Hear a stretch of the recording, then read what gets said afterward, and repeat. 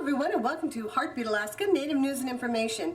I'm Jeannie Green, and once again, we travel to remote villages in rural Alaska, sharing the lives of the good people that live there. And this week, we travel to Chignik Lagoon, a village situated on the Alaska Peninsula, a village facing some very unique challenges. I'll be back with Chignik Lagoon right after this. Heartbeat Alaska would like to thank the following sponsors for making our show possible. Brown's Electric. Thank you, Brown's Electric, for your generous support. Heartbeat Alaska is also brought to you by Frontier Flying Service. Thank you, Frontier, for getting Heartbeat Alaska airborne. Heartbeat Alaska is made possible by Kupik Carlisle Transportation, your full-service transportation and logistics company. And a special thank you to Spruce Cove Accommodations of Chignik Lagoon for making this episode possible.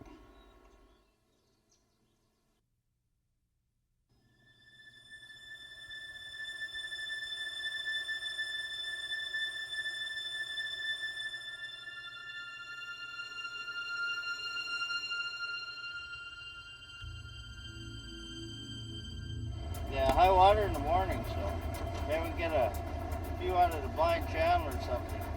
First off, we are subsistence fishermen, you know, the way of our life. It must be about low water now, isn't it? Yeah, I was going to run down and check grounds. Where was this one from? It was from Andy. He dropped it. I don't know how it's going to work. The table saw it move right. I love Chignik Lagoon. I've lived here all my life. and I think it's wonderful. I just like it all. We'll go to work. More fun than fishing.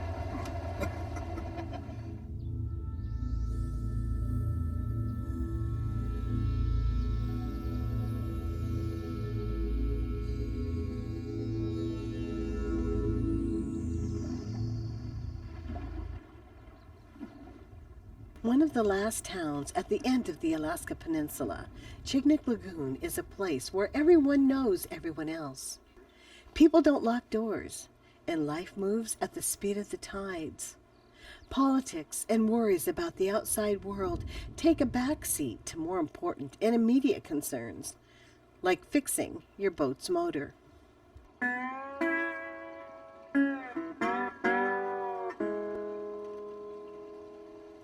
You know, if you haven't changed this key switch, that's what I was going to do. You must up the linkage in there, yeah. Where it's coiled. And yeah, I've been working trying to get it back. I finally got it back all in there, but see what happens. Still on that screwed it up.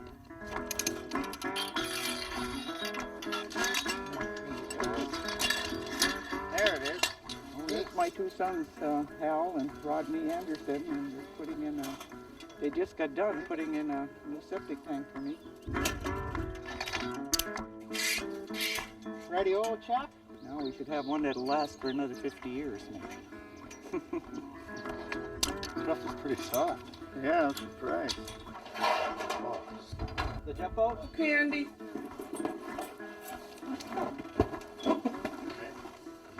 And the rest are all out on the dock. Oh, okay. I'll grab it.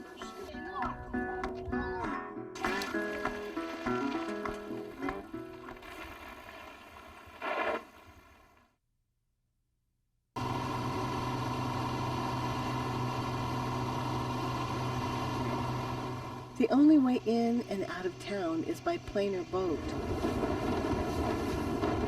No roads connect the community to other villages, but people do import vehicles for getting around town.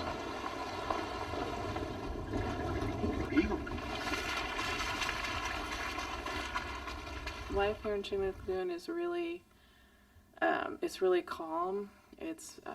I really enjoy it. It's a really great place to raise children. Kids only have a minute walk to school.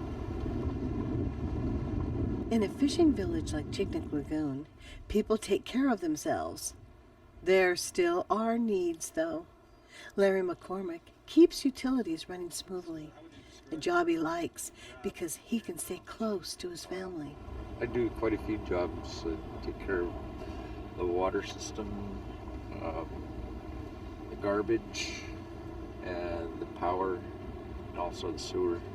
and also the village maintenance guy.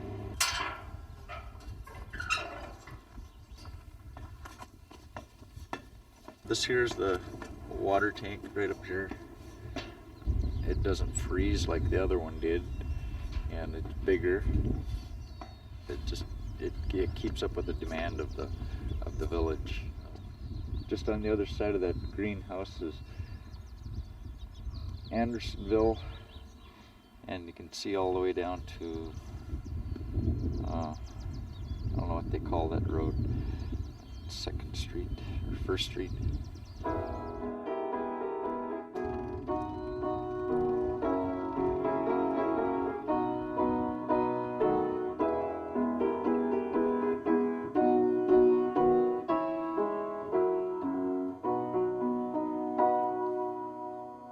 The village's spiritual needs are looked over by Monroe Campbell. Yeah, we have a Sunday school and church here every Sunday, 11 o'clock.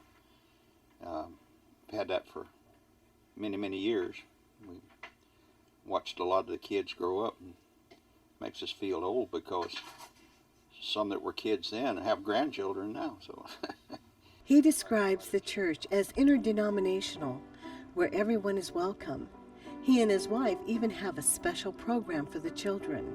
well, they have a flannel graph, they have songs, and memorizing scripture, that sort of thing. That's, you don't know what flannel graph is? That's when they have a flannel background and flannel characters that will stick up there, and they put them up as they tell the Bible story. It's illustrated for the children, is what it is. People in the area have always been dependent on the ocean, first living on sea otter and whale, and now taking their livelihood from salmon fishing.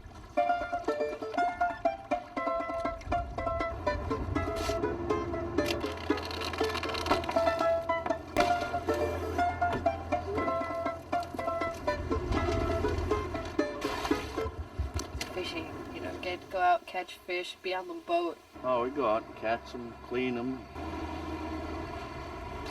can them, smoke them, you know, we do it all.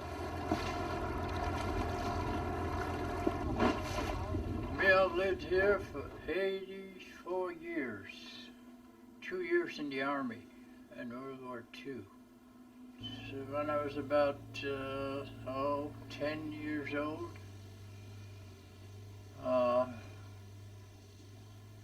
it used to be a lot different then. It used to get a lot colder.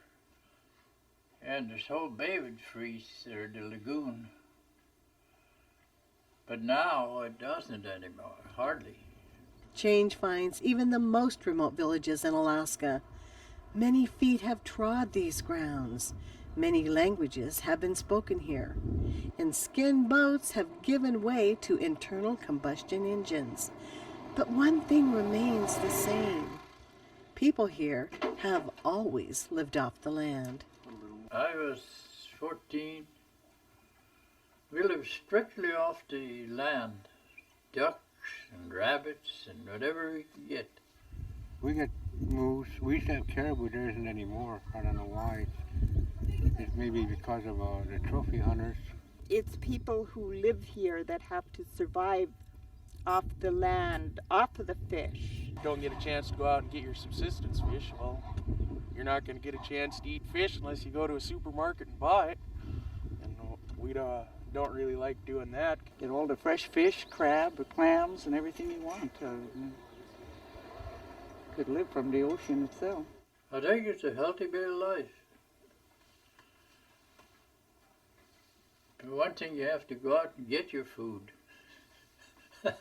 We're out getting subsistence or alders for our smoked salmon.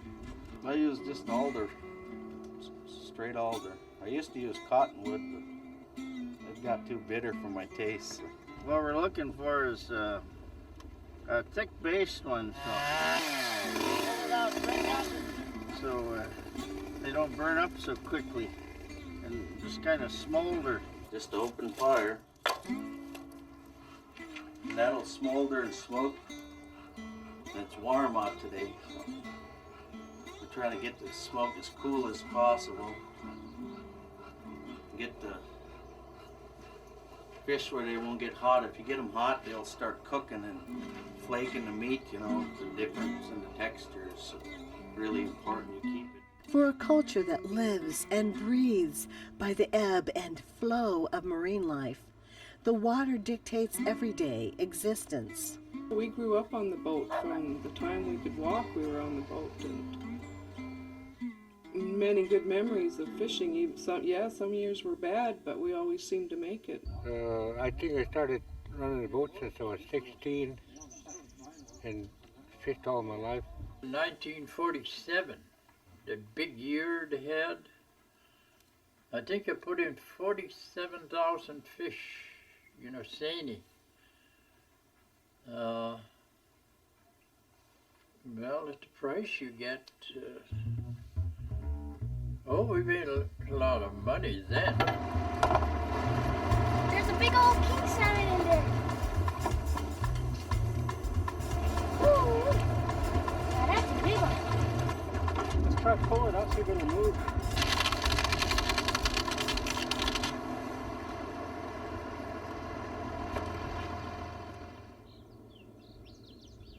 The seemingly simple life of fishing and neighborly camaraderie is not as idyllic in Chignik Lagoon as it might seem. It's peaceful. It's very peaceful. It's harmony at its best, with the exception of a few people. A dagger has driven into this village, dividing every last man, woman, and child on one immense issue.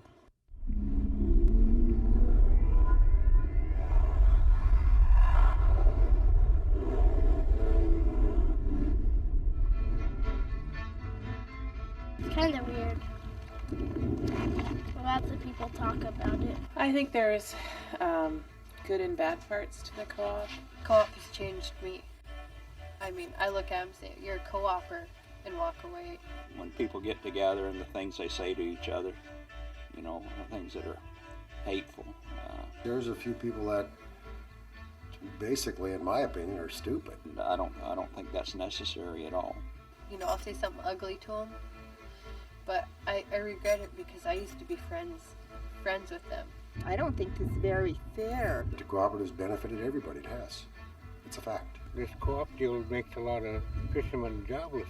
A family man can't make it. There's no way.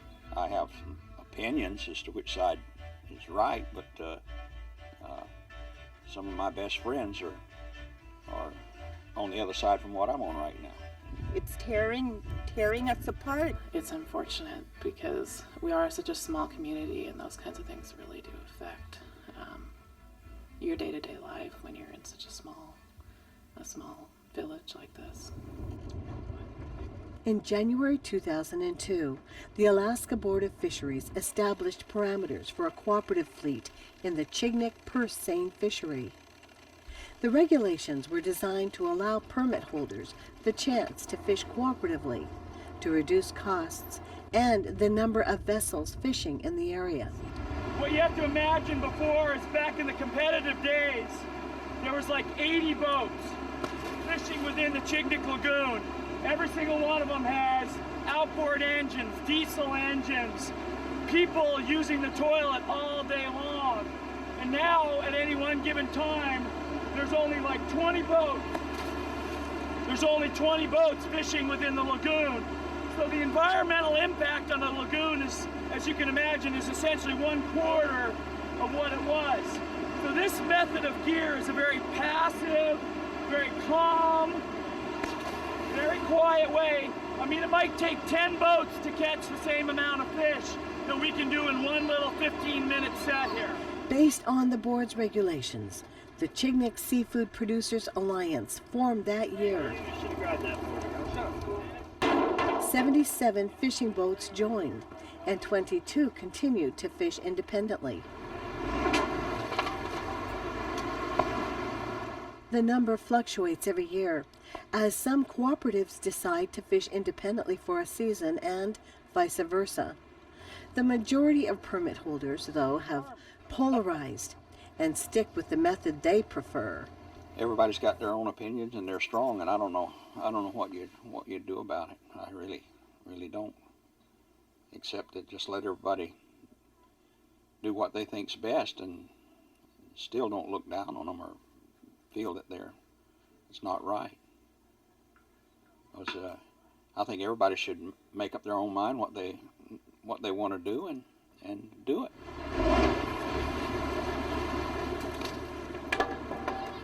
We weren't like the rest of the world, you know, not even like Alaska. I mean, when you think about fishing wise and stuff, but I mean, things changed so fast for us. And at the time when co-op came in, I was like 12, and I started noticing things then, you know, that winter. And I think the whole village did, you know, we all knew it wasn't right the way it came in, and, you know, we didn't think nothing of it because we thought it'd be out like the next year, it'd be all normal because we were kids. But these last 2 years, we've all kind of grew up. Like most fisheries in Alaska, Chignik Lagoon's overall catch is limited by governmental regulations. The Board of Fisheries counts fish as they come up to spawn and allocates a portion of that number for local fishing. With the establishment of the cooperative fleet, the board gave the new co-op a block of 69.3% of Chignik Lagoon's catch, leaving the other 30.7% for permit holders that remained independent.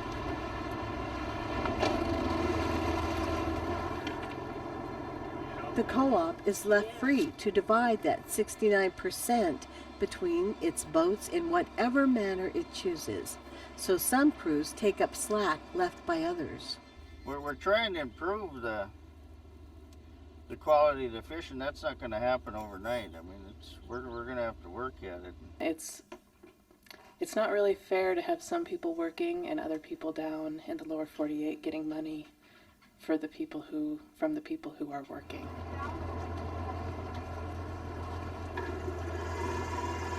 The competitive fleet sees the co-op as a drain on the town's economy, and members are petitioning their congressmen to end the problematic situation. There guys fishing other areas and just turning them over to some immediate family member and collecting a check here, and why we have to sit and wait.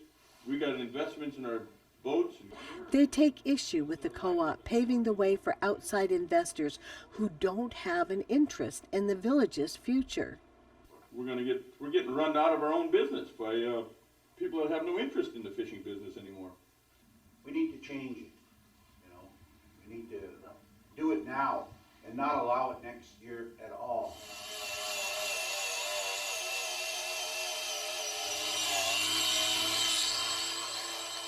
David Anderson, a cooperative fisherman, agrees that the co-op has detrimentally affected the village. His brother's store is suffering, but he still says that the co-op is the best thing that ever happened to Chignik Lagoon.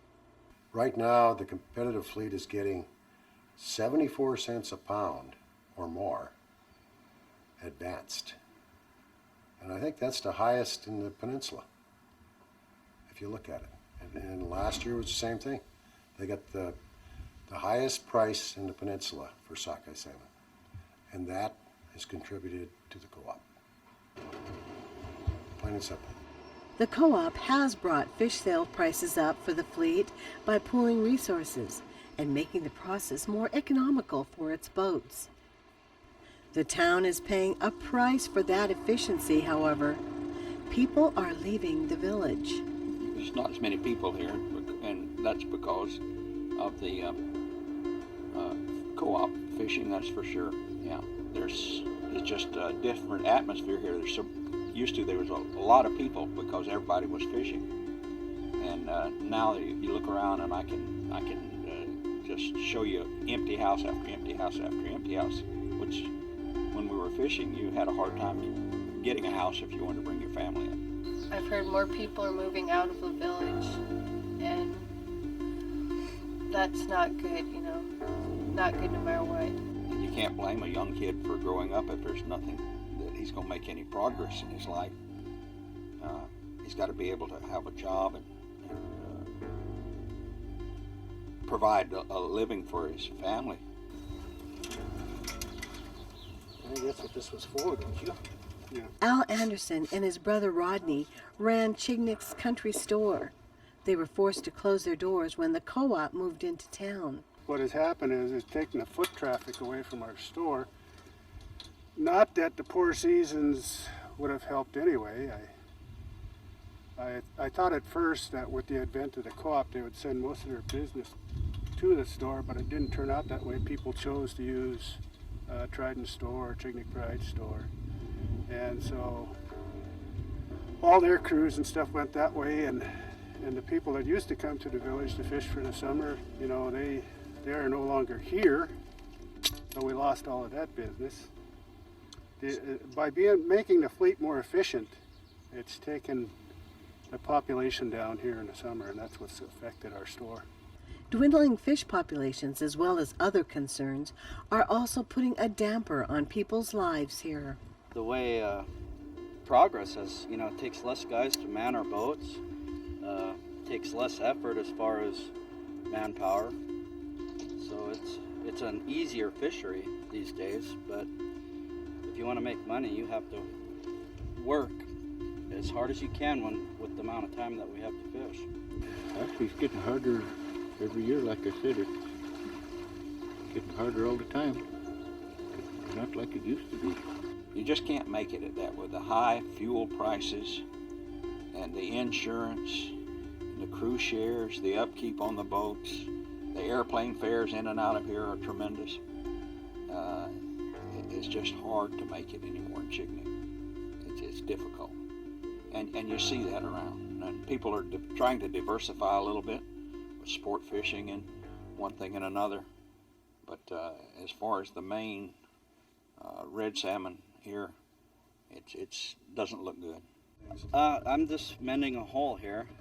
With the future of Chignik seeming uncertain, some residents are turning to business ideas outside the traditional fishing industry. Peter Bumpus and a partner started a sports fishing and hunting transport company. They believe the only way to survive is to diversify. I was always throwing the idea around when I was pretty young, and I got my buddy that I grew up with here, and we started talking. We're tired of the fishing industry, and they don't pay us anything for our fish anymore, and so we decided, well, let's start sport fishing. He sees the town's problems in terms of the greater world's economy and perception. These days, people, the new generations, they don't really, it's like a supply and demand, and we're seasonal, so they can get fresh farmed fish any time of the year, which puts a damper on our lifestyles because they don't want to pay us. They don't have to pay us high money anymore for our fish. The whole industry is changing, and you can't really blame it on one person. It's just the lack of education amongst the whole world as far as fresh salmon goes. Whatever tides the rest of the world's economy might follow, and no matter the differences of opinion within the community, people in Chignik Lagoon all share the love of fishing. Right there. See it? That big one right there? See the big crab? There he is. That's a king salmon.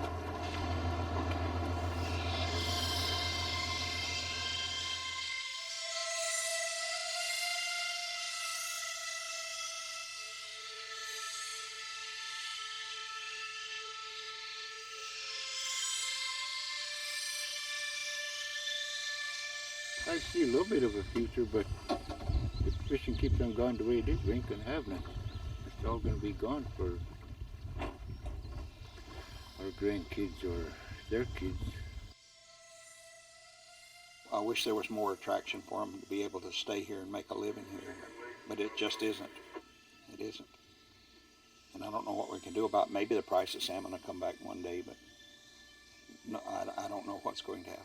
I hope we end up getting $1 a pound or plus again, and we can all go fishing like we used to, but at the moment that's not the cards.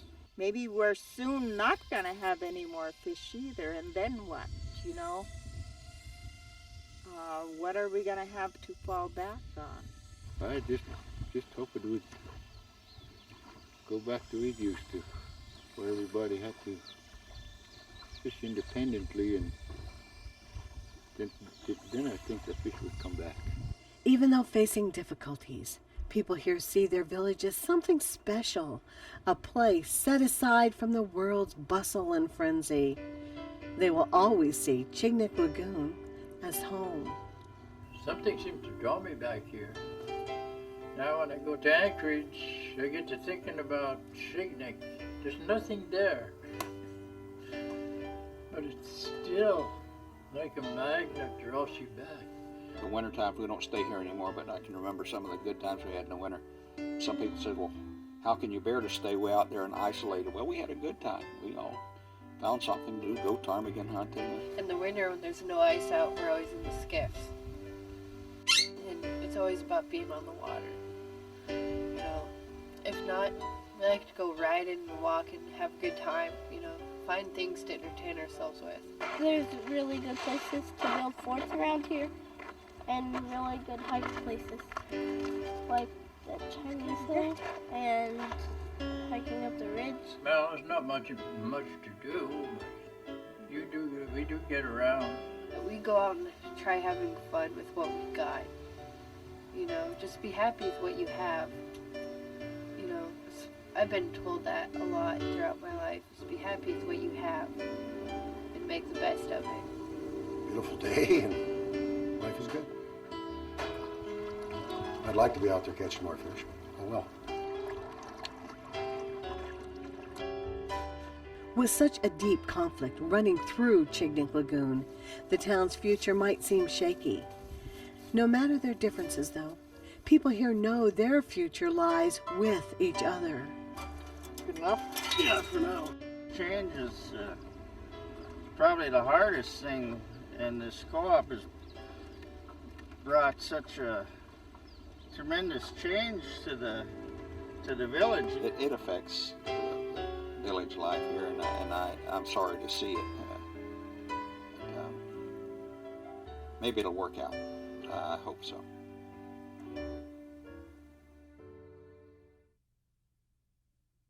Thank you, good people in Chignik Lagoon, for your willingness to share your story, both sides, with the viewers of Heartbeat Alaska. And thank you, everyone, for watching, and will be watching Chignik Lagoon to see how things work out in that beautiful village. God bless every one of you. Thanks for watching, and we'll see you again next week.